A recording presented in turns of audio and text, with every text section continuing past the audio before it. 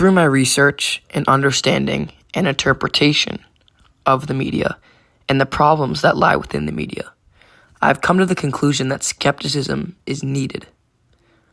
For example, without skepticism, no one would be able to understand news sources, as there's a lot of bias between different news channels, news articles, newspapers, and so on.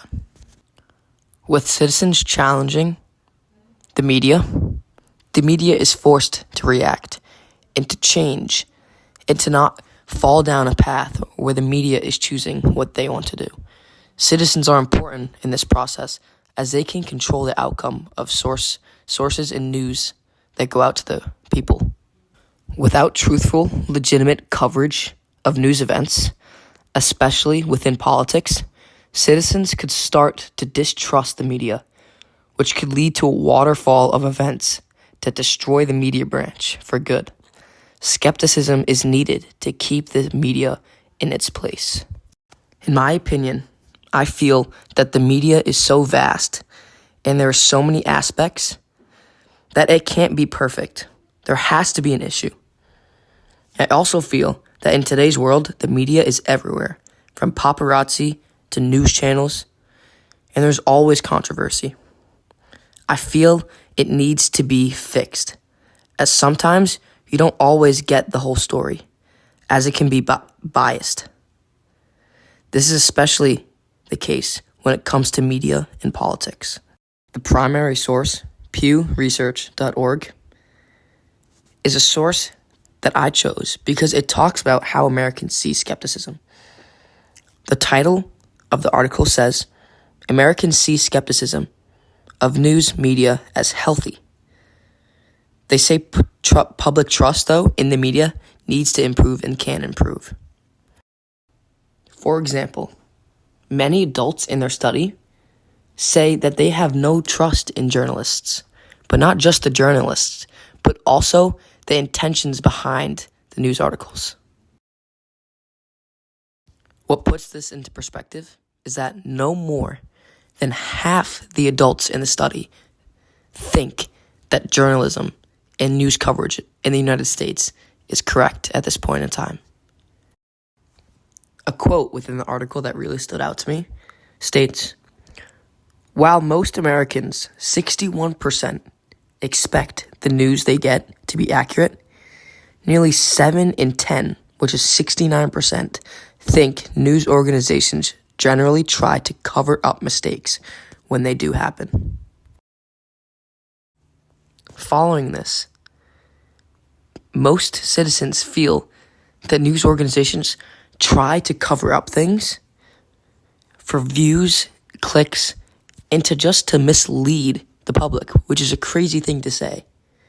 But it is all for views and clicks. That's why skepticism is very important. And the news needs to realize this. The news needs to change.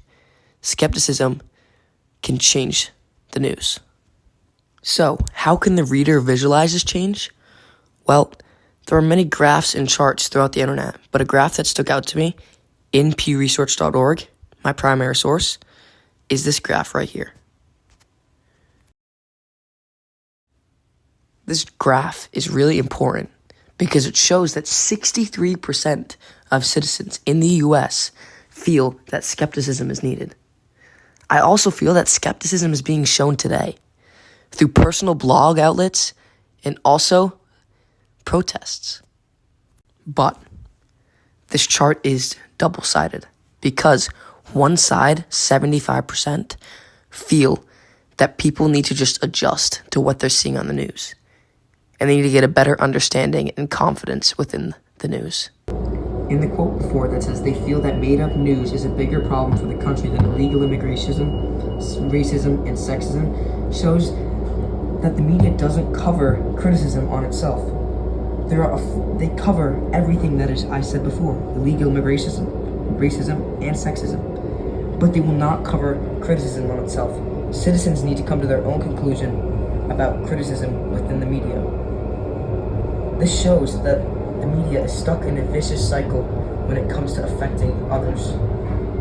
It affects other branches it affects American citizens, and it affects itself. The media's decision to not broadcast criticism on itself is a great primary example of bias within the media. They are biased in many standpoints: politics, local news, and everyday events. But this is a major example of how bias has affected the media.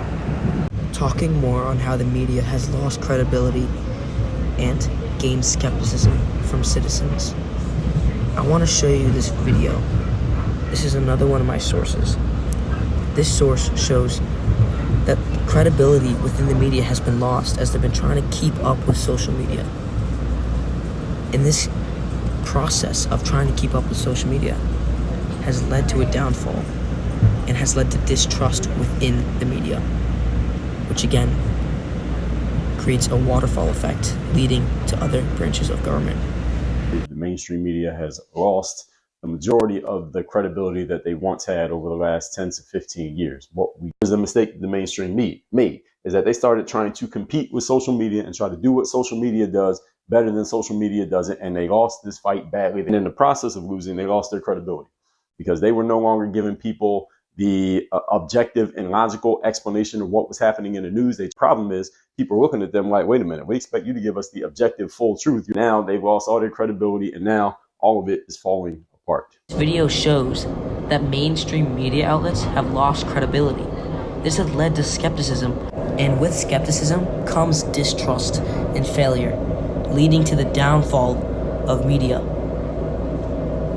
The media, when it comes to politics especially, has been trying to keep up with social media, but they very much differ. A real-life example of media coverage that resulted in skepticism and bias was the Iraq invasion of 2000 to 2003. This is an example because the media portrayed Iraq to have weapons of mass destruction, which led to the U.S. invading Iraq. The manipulation of truth that paved the path to war in Iraq didn't just flow through politicians' speeches. It flowed far more effectively through major media outlets. In conclusion, the media need to fix their problem with bias and skepticism. Problem solved, distrust within the media will slowly slip away. This can lead to a better way of passing information. Trust is important and is key when it comes to politics and government. Government cannot move smoothly without trust.